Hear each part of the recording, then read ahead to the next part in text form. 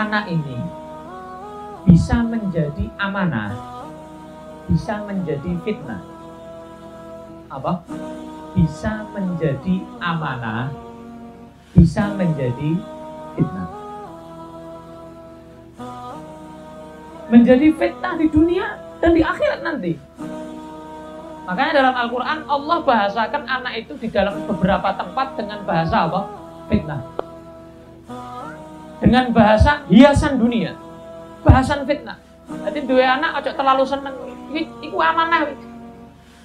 Dan bisa menjadi fitnah kamu. Kalau kamu gak bisa didik anak kamu, gak bisa ngurus anak kamu, gak bisa narbiyah anak kamu, menjadi pendidik yang baik, contoh yang baik. Na'udzubillah min dzalik. Hati-hati. Mulai kecil, mulai dalam kehamilan, mulai sebelum hamil itu Nabi Muhammad sudah ngajari. Mulai kumpul suami istri malam pertama itu Nabi sudah ngajari. Kata Nabi, barang siapa yang malam pertama kumpul dengan istrinya, membaca doa Allahumma jannibna syaitan wa jannibi syaitan ma razaqtana. Dengan doa itu maka lam yadurruhu syaitan, tidak akan setan bisa membahayakan, memberikan madarat kepada anak yang dihasilkan dari pertemuan malam hari itu. Jadi mulai kumpul itu diajari sama Nabi untuk bagaimana anak tadi itu besar menjadi soleh, soleha. Pentingnya pendidikan anak luar biasa. Makanya di antara satu kisah Imam Bukhari radhiyallahu anhu, Imam Bukhari itu kecil sudah yatim, hanya punya ibu.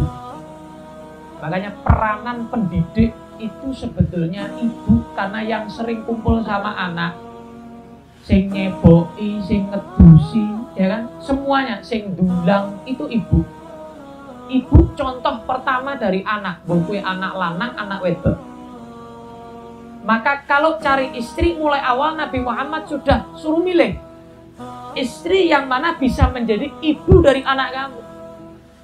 Bukan cuma pemuas nafsu, tapi menjadi ibu dari anak kamu, karena pendidik ya.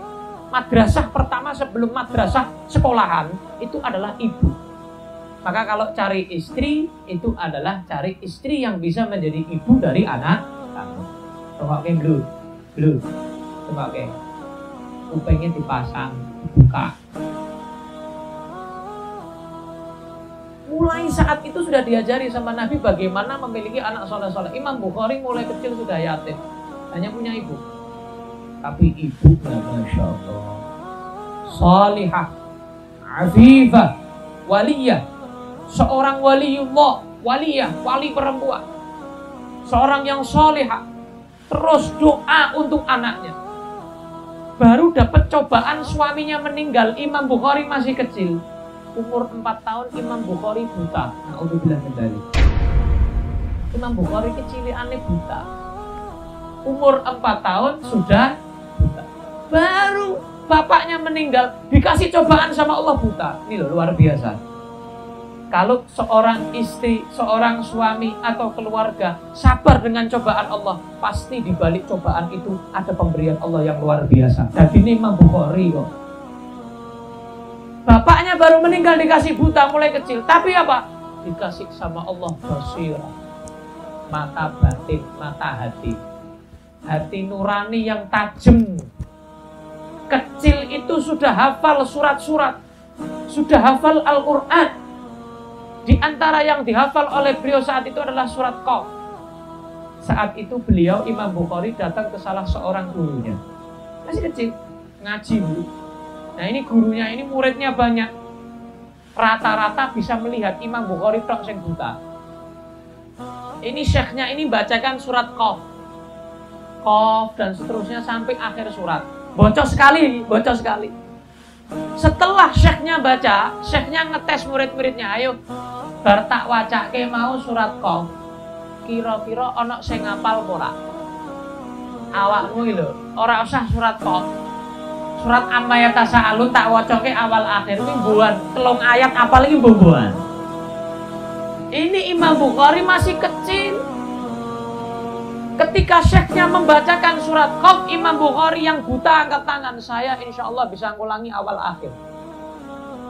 Maka syekhnya manggil, sini coba saya dengarkan hafalan kamu tadi, dari pendengaran kamu saya bacakan surat awal akhir tadi. Imam Bukhari mengulangi dengan kefasihannya, dengan kebagusan bacaannya, dengan kebagusan hafalannya awal sampai akhir.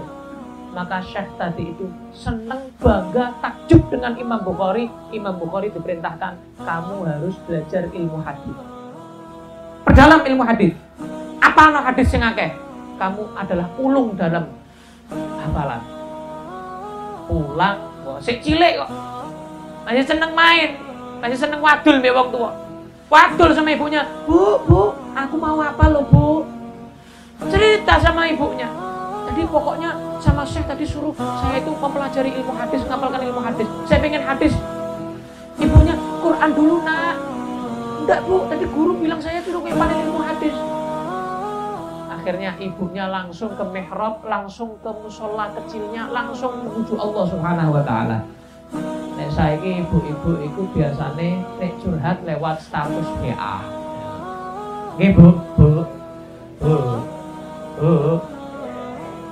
Status apa? WA. Anake nakal di status WA.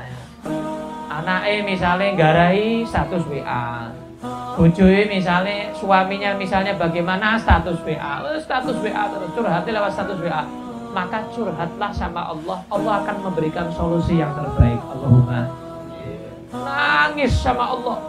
Minta sama Allah, istikharah sama Allah. Minta jawaban yang terbaik untuk anaknya.